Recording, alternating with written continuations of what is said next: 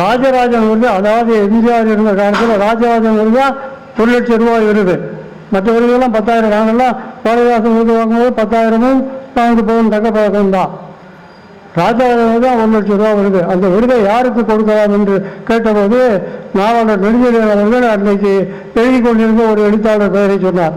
உடனே எம்ஜிஆர் சொன்னார், நீங்கள் சொல்லக்கூடிய அவர் இன்னும் 5 ஆண்டுகள் எழுதுவார். இப்போது இல்லை என்றால் அடுத்த ஆண்டு இல்லை என்றால் அதற்கு அடுத்த ஆண்டு கொடுக்கலாம். ஆனால் எழுதி பல்வேறு சாதனைகள் படைத்து வயது முதிர்ச்சியின் காரணமாக எழுத முடியாமல் இருப்பார்கள் அல்லவா, அவர்களுக்குத்தான் இதை கொடுக்க வேண்டும். அப்படிப்பட்டவர் யார் என்று கேட்டார். நாவலர் பேசாமல் இருந்தார். உடனே எம்ஜிஆர் தான் சொன்னார், சுதந்திர போராட்டத்தில் பங்கு பெற்றவரும் பாரதியாரின் தோழரும் பல கீர்த்தனைகளை எழுதியவரும் விக்டர் ஹியூகோ என்ற பிரெஞ்சு நாவலாசிரியர் எழுதிய நாவலை தமிழில் ஏழைப்படும் பாடு என்ற பெயரில் திரைப்படமாக வெளிவருவதற்கும் காரணமாக அமைந்த கவியோகி சுத்தானந்த பாரதியாருக்கு அந்த விருதை கொடுங்கள் என்று சொல்லிக் கொடுத்தார்.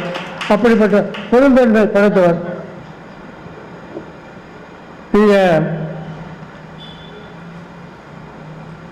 ஏழுமலை அவர்கள் சுரவாவை பற்றி அற்புதமான புத்தகத்தை எழுதியிருக்கிறார். அவர் காவியங்கள், இந்தியாச ராமாயணம், சிவபரிகாரத்தை எல்லாம் புதிய கவிதையில் எழுதியிருக்கிறார். எல்லாவற்றையும் படித்திருக்கிறார்.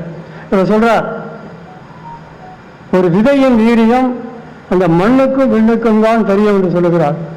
அப்படி சுரதா என்ற கவிதை சூரியனின் வீரியத்தை நன்கு உணர்ந்து அறிந்தவர் அவர் என்பதை இந்த புத்தகங்களில் எழுதிய சில கவிதைகளின் மூலம் அறிந்து கொண்டிருக்கிறோம். அதை பற்றியெல்லாம் எல்லாம் ராமகுருநாதன், கரு நாகராஜன் எல்லாருமே பெரியவன் எல்லாருமே சொல்லியிருக்கிறாங்க.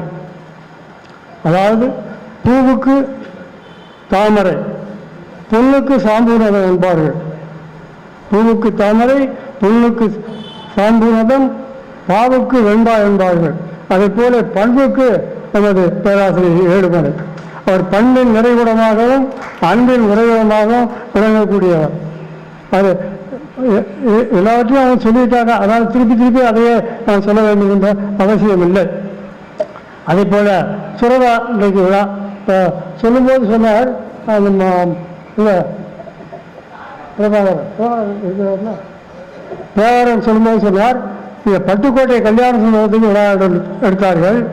இந்த பள்ளியில் கண்ணதாசனுக்கு விழா எடுக்க சொல்லியிருக்கிறோம் சொன்னார்கள். பட்டுக்கோட்டை தொழிலாளரை பற்றி நிறைய அறிவிக்கிறார். அதே போல விவசாயி புது தாயி அப்படின்னு யார் சொன்னது?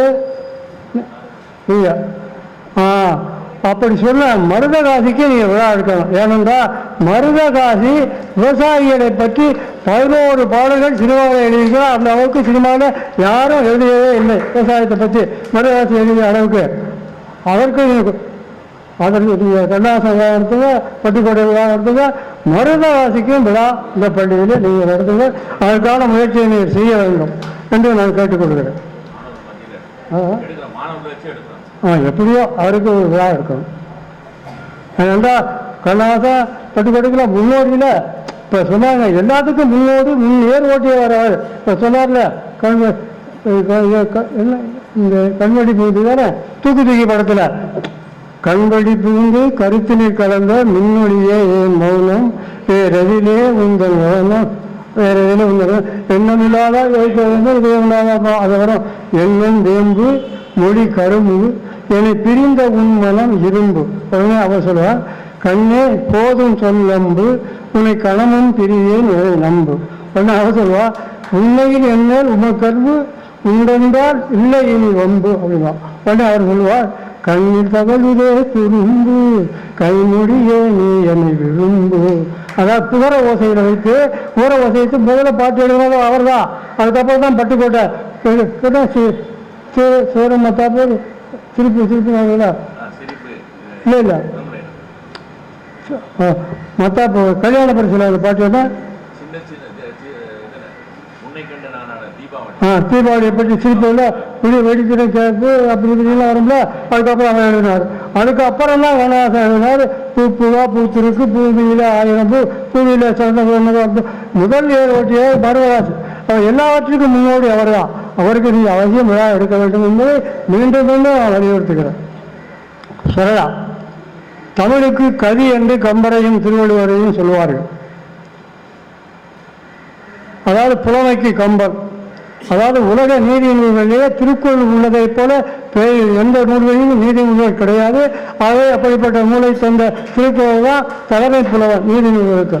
ஆகவே புலமைக்கு கம்பன், தலைமைக்கு வள்ளுவன், உவமைக்கு சுரதா என்று சொல்லலாம்.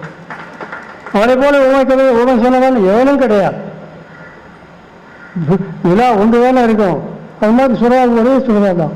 அதாவது இப்படியும் சொல்லலாம். அரசர்களில் சிறந்தவர் ஆரியப்படை கடந்தவர் எழுதிய அவன் காலத்தில் தான் கண்ணகி கோவலன் கதை நடந்தது.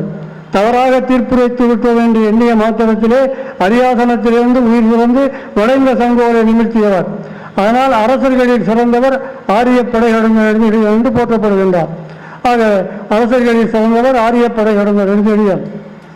நடிகர்களில் சிறந்தவர் சிவாஜி, மனிதர்களில் சிறந்தவர் எம்ஜிஆர், கவிஞர்களில் சிறந்தவர் சுரதா. அதில் ஒன்றும் சந்தேகமே இல்லை. பொங்கல் விழா விவசாயிகளுடைய வாழ்க்கை.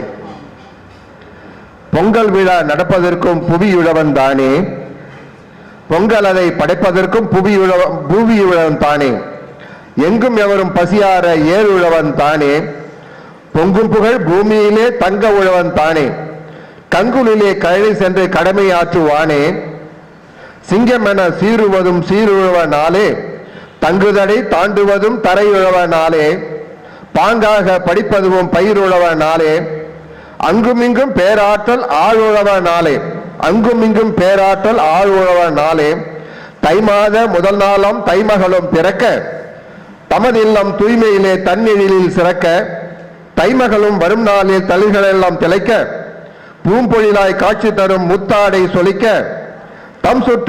தம் சுற்றம் பலர் ஒன்றாய் தம் இல்லம் சேர, தம்மவர்கள் தம் சுற்றம் நலம் ஒன்றாய் தம் இல்லம் சேர, தம்மவர்கள் தம்மவர்கள் நல்வாழ்வை தக்கபடி கூற, எம்மதமும் சம்மதமாய் எல்லோரும் கூட, நம்மவர் பொங்கலோ பொங்கல் என கூவ, தம் உழவில் துணை நின்ற பகலவனை வணங்க, தம் உழவில் துணை நின்ற பகலவனை வணங்க, பொதுவினிலே தம் உழைப்பை பண்டமாக கொடுக்க, கதியிலாது அலைவருக்கும் வயிறு நிரப்பி முடுக்க, கதியிலாது அலைவருக்கும் வயிறு நிரப்பி முடுக்க, நித்தமுமே தாம் உழைத்து நிலையிலாது இருக்க, நித்தமுமே தாம் உழைத்து நிலையிலாது இருக்க, பதியினிலே அவன் வாழும் பஞ்ச நிலம் பிடிக்க, பதியினிலே நிலம் வாழும் பஞ்ச நிலம் பிடிக்க, சதியினையே செய்திடுவார் சிறைத்தவனை முடக்க, மதியிலா குடும்பத்தாறு மீதி வாழ்வை துறக்க, மதிவதற்கு வழியின்றி வீதி எங்கும் இறக்க, பிச்சை எடுக்கிறது, மதியின்றி வீதி எங்கும் வழியின்றி வீதி எங்கும்